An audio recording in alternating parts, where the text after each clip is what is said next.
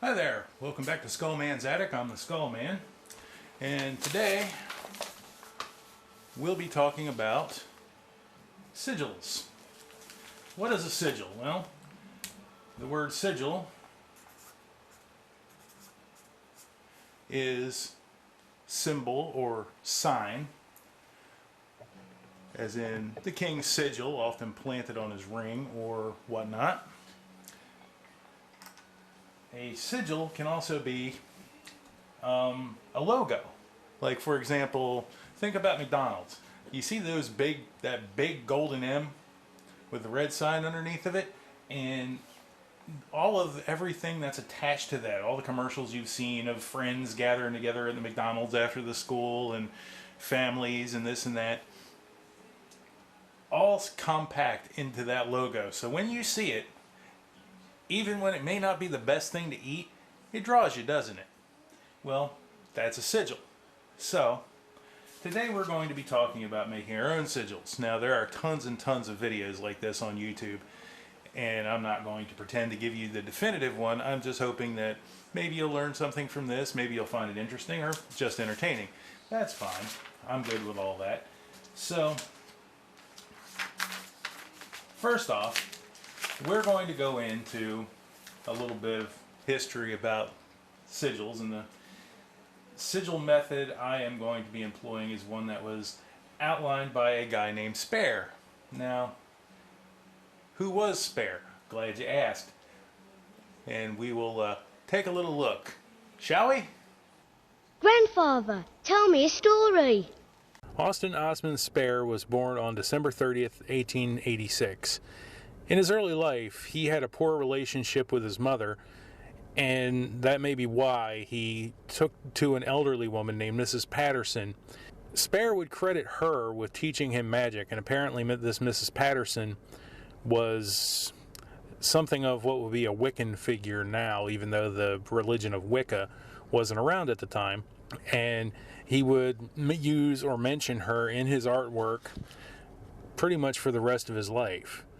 There is some doubt, however, as to if this person actually ever existed, whether she existed or was a figment of his imagination, or who knows, maybe a spirit. It's still kind of within doubt, and it's a debated subject. His art career began in 1900 when, fresh out of school, he worked in a company that designed posters, then in a glass workshop. He attended night classes at the Lambeth School of Art, and Sir William Blake took notice of Scribd's artwork and recommended him for scholarship to the Royal College of Art. He won silver medals in competitions between art schools, mostly around 1903. Scribd and the RCA had different views of art. The school liked shading and shadows, while Scribd was more interested in focused, clear lines than he was in shading, I suppose what we would call line art. So as a result, he was truant a lot of the time. It was during these truant days that he would become more interested in the occult.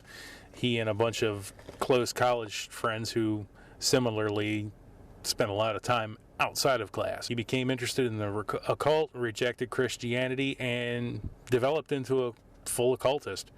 He ravenously devoured all he could read on the subject, including Isis Unveiled by Theosophist Madame Blavatsky, and the works of Cornelius Agrippa and Eliphas Levi. His truant college years would see Scribd authoring Earth Inferno in 1905. It was a grimoire based on the premise that Earth already was hell, so there really wasn't a whole lot to worry about as far as being sent there. During this time, he also had several exhibitions where his arts were hailed and dismissed in equal proportion. In 1907, Scribd had his first major exhibition where his work caught the eye of none other than Aleister Crowley, and Crowley quickly decided to become a patron of Scribd. Scribd would go on to illustrate quite a few things in Crowley's own works, and Aleister invited Scribd to join his religion of Thelema. He did, and remained with the Astrum Argenteum until 1912, when he left without really becoming a full member. Scribd didn't take to Crowley's hierarchical structure of ceremonial magic, and there was some speculation that Crowley made advances towards Scribd, which Scribd spurned, but there's no real evidence of that outside of speculation. Although Spare did grow to dislike Crowley, and Crowley in turn dismissed Spare as a simple black magician. That's kind of odd coming from Aleister Crowley. From 1910 to 1913, Spare would get married and self-publish the Book of Pleasure that explored the mind and its relationship to magic and sigils. See, there's a point to all this, I swear.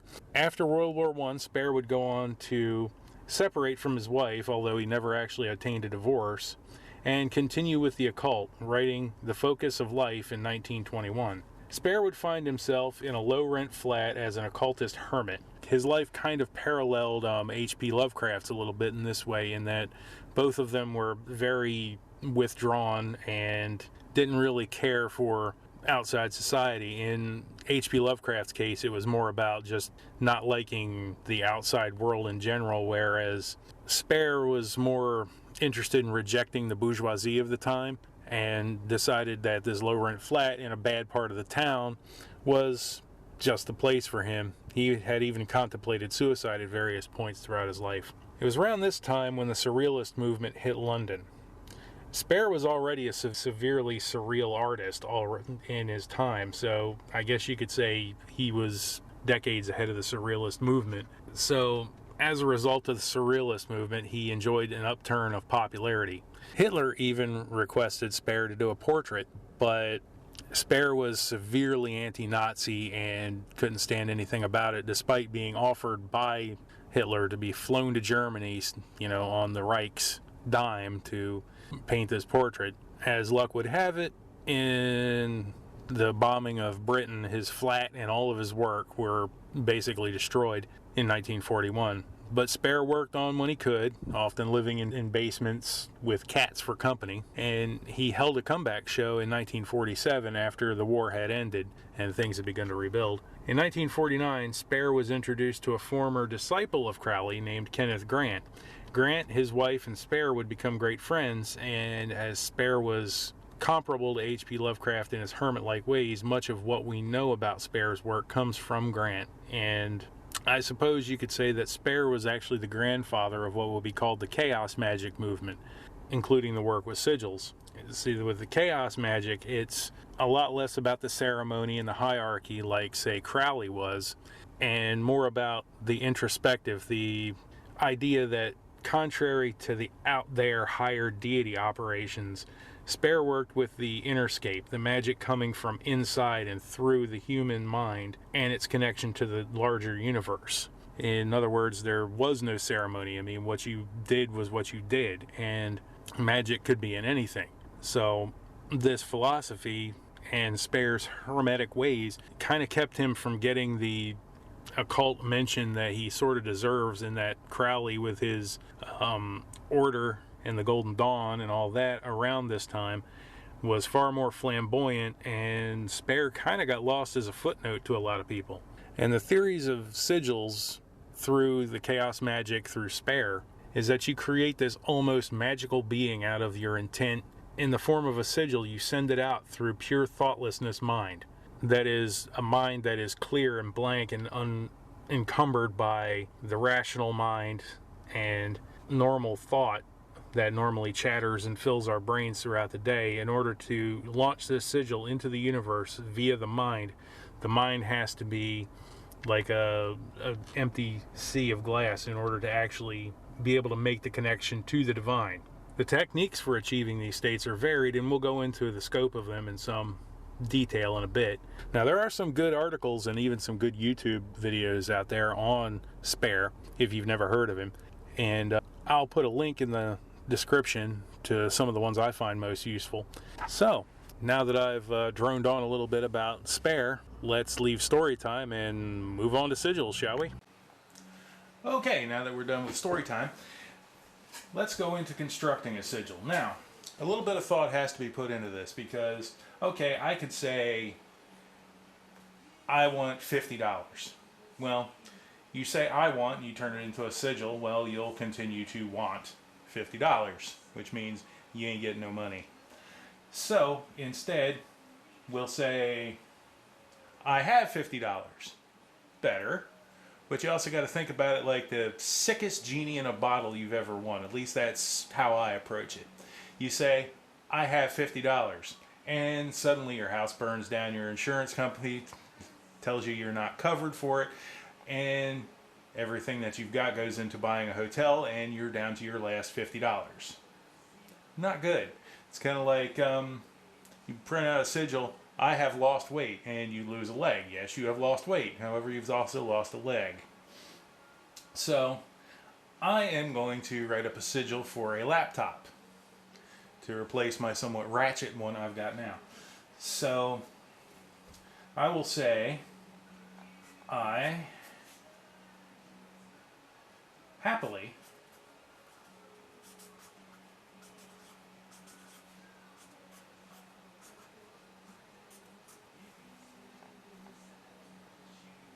as in no one died and left it to me, because that wouldn't make me happy. And I didn't get it as a payout from some strange incident that would leave me, feeling crappy about it. Like, some guy out of the back of a trunk gives me a brand new laptop with a blood stain on the back of it. That wouldn't make me happy either. So we'll go with I happily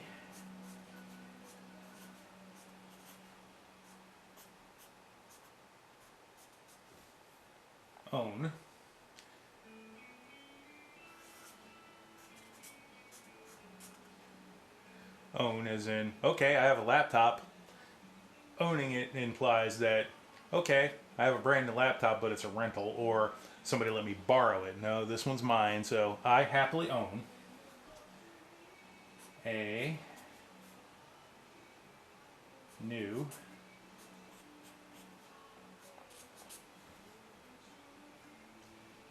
we'll say Dell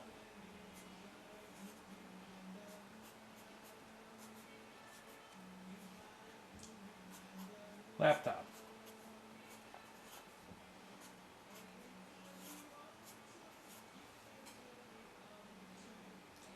Okay, so I'm happy with that. You can make whatever adjustments make sense to you. But what we do now is we get rid of all the vowels. So take out the A, I, the A, another I. I'm going to count Y as a vowel here. We're going to cut O, another A, another E, another E, another A, another O. Alright, so, whoop, missed them. Okay, get that out of there. Okay, so now we go through and we kill any repeated letters. So we've got an H here, so H, and we got a P, and we got another P, so we'll go through and look for any other H's, any other P's. 2 more P's to get rid of. We have a W. Get rid of that. Now, give us an N. Get rid of that N, that N. Now we have an L. Kill that. Here's all the L's. We have a D. And lastly, we have a T. So I'm left with this string of letters here. Now what do I do? So now you have a choice. You can stay with English, or you could translate this into the witch's alphabet. You could translate this into Hebrew. You could translate it, hell, into binary if you wanted to. And what you'll do is you'll construct a sign or sigil to represent, contract, and distill this intent down into one single symbol that represents this creation of reality. We're not going to call it a want or a desire. We'll call it a creation. How's that? So the first thing we'll do is we'll take the H. H. And what I'll do here is, for the cross member, this will represent the beginning of the H. We'll take the P. We'll go like so. So we've kind of condensed these two together. Now we'll take the W. So what do we do with the W? We have we'll go like so.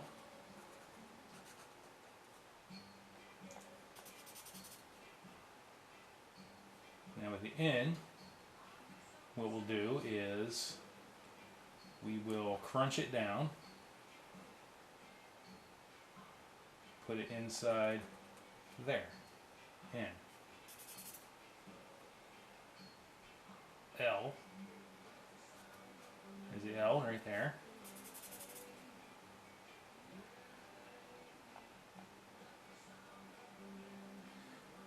So what do we do with the D? The D, we can go like so, and the T can go right there. So okay, now that I've got this thing, I will clean it up a little bit here.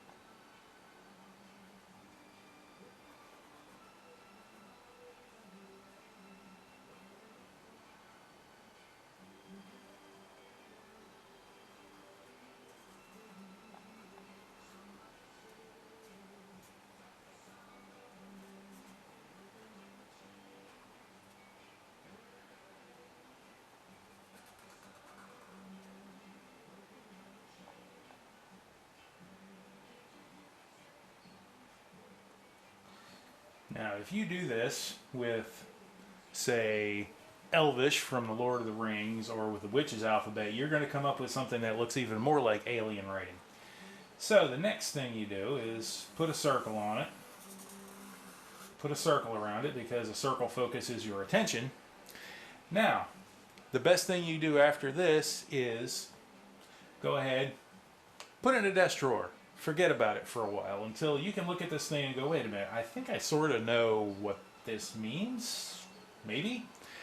And that could be anywhere from a couple of days to a couple of weeks. So let's go ahead and do that now, shall we? See you in a bit.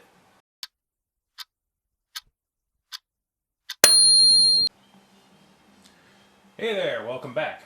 As you can see, I've cleaned this up a little bit. So now we're going to discuss launching this. Now there are several methods of launching this, and what I mean by launch is you have to energize it and deliver it to the universe, so it says. So, well, there are several methods of doing this. So we'll go into them here.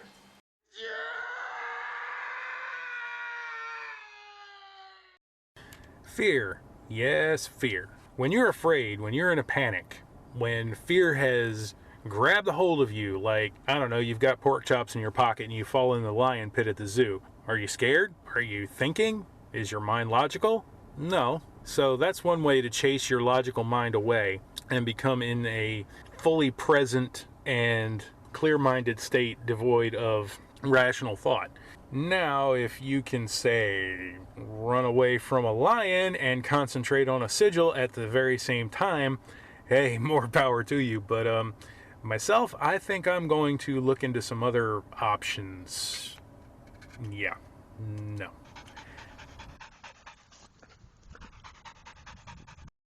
Exhaustion. Have you ever, worked a really long day, only to come home and remember that, hey, I haven't been to the gym in a while and I have to keep my New Year's resolution. And then after you get out of the gym, you get a call that, oh my God, the kid that you let spend the night at a friend's house is sick, and at 1:30 in the morning you have to go out after this long ass day and go pick up your kid.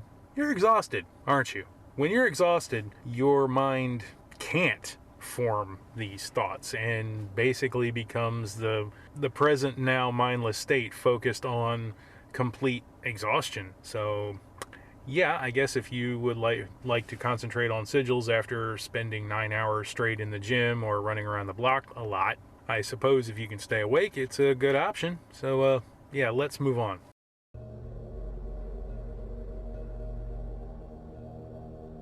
Meditation. Okay, well, the clear, emptied mind is kind of the point of meditation, or at the very least, calming the mind and gaining control over it. In certain meditative states where your mind is blank and you feel the connection with the one and above and the all and everything else, this is a perfect time to launch a sigil. And I suppose that would probably be one of the healthier ways to do it. It sure beats panic and exhaustion, but it takes a lot to get to a level where you can do this with any real consistency. Still, it's a pursuit worth trying, and it's a pursuit worth working on.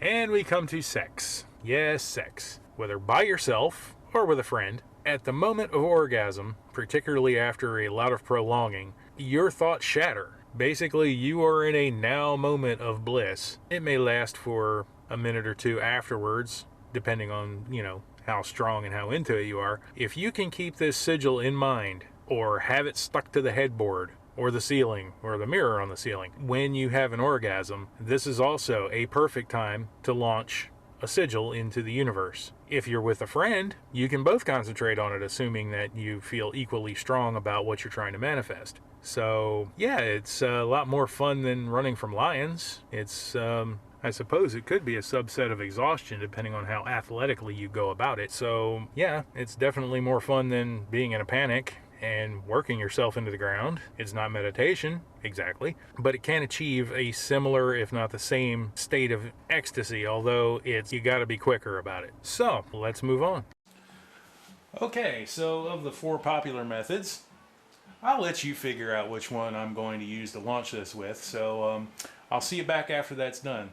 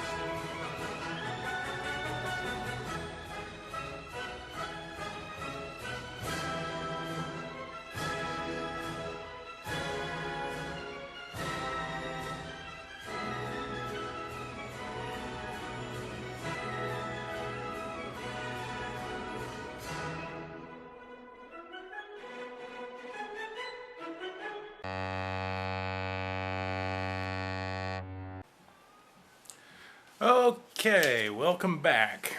So now that we've launched this thing, what next? Well, I suppose we should talk a little bit about destroying these. After you're done with them, there's a little bit of a difference of opinion on whether you have to wait for things to come to pass or after you've launched it to go ahead and destroy it. So, destroying it, there are several accepted methods. Usually we can either set them on fire or you can go ahead and bury them, and that symbolizes all the elements: burying by earth, fire, of course, destroying by fire, water, tear it up and throw it down the toilet or in a waterway, although I don't encourage pollution, so go with the toilet. And as for air, well, I got nothing, unless you want to rip it up and throw it into the breeze, and again, I don't encourage littering. So I think what I'm going to do is go ahead and flush this thing. And we'll see what happens. This is really just kind of an experiment on my part. So wish me luck, and hopefully I'll be recording this on a brand new laptop next time. So thanks for stopping by SKULLMAN'S Attic. You never know what you're going to find here. If you like this video, hit like and subscribe below. Peace out.